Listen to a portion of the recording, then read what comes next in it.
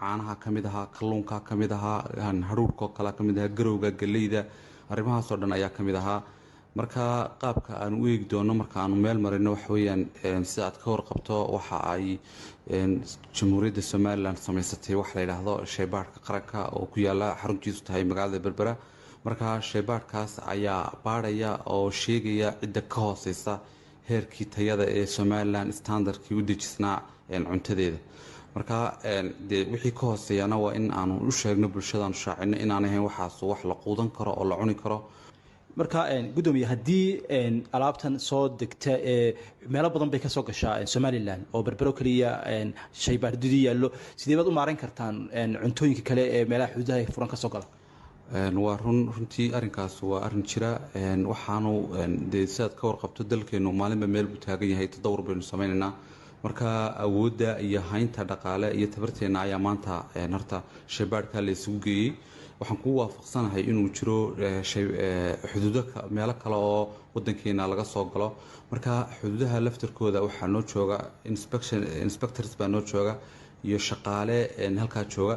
inkastoo aanay shaqaalahaasu haysan laab ama islamarkiiba aanay halkaa shaybaadh ku haysan oo aanay baari karin, laakiin waxay sameeyaan waxa la yidhaha visual inspection oo ah baadhis inay ili qabatay qaabka inay isha ku eegaan oo ay eegaan maaragtay badeecadda ama dhaawac ku yimi ama dheedkeeda wax khaldan yihiin. ama marka haddii uu daran yimaado waxay markaaba noo soo diraan alaabta, deedna halkan shaybaadhka qaranka ayaa lagu baadhaa ilaa inta natiijada la helayana lama soo daayo.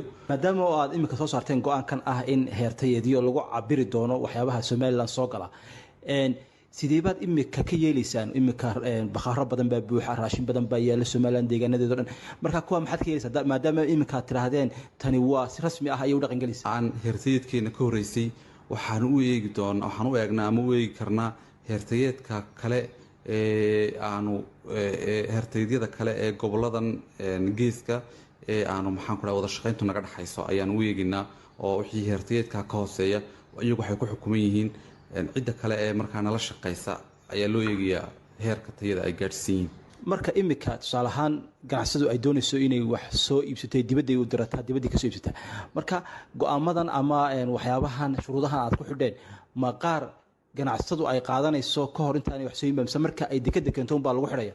sharcigu waxa uu yahay ka hor inta aanay alaab dalbanin oo aanay tallaabo qaadin in ay xafiiska hay-adda dhowrta tayada yimaadaan, islamarkaana ay yidhaahdaan tusaale ahaan caano ayaan doonaynaa, waa maxay caanaha standardka inooga meel yaallaa.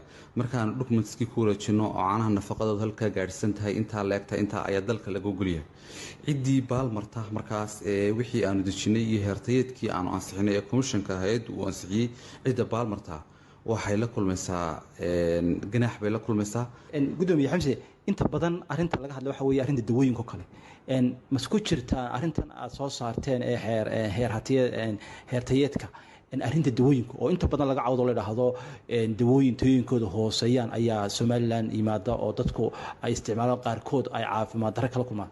haa, shalayto markaanu ansixinanay 66 heertayeed waxaa kale oo aanu ansixinay oo aanu cod gacantaaga ku meel marinay guidelines ama habraac loo eegayo dawada cidda keenaysa, halka la dhigayo, sida loo keenayo, alaabta lagu soo qaadayo, halka lagu kaydinayo.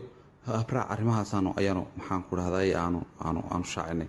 waxaa kaloo saleebaana xusid mudan iminka intii ugu dambeysay oo aanu inspection ku jirnay waxaanu soo qabanay 11 dawo oo feega oo ama been abuura oo lagu soo qoray inay ka soo baxeen wadanka UK.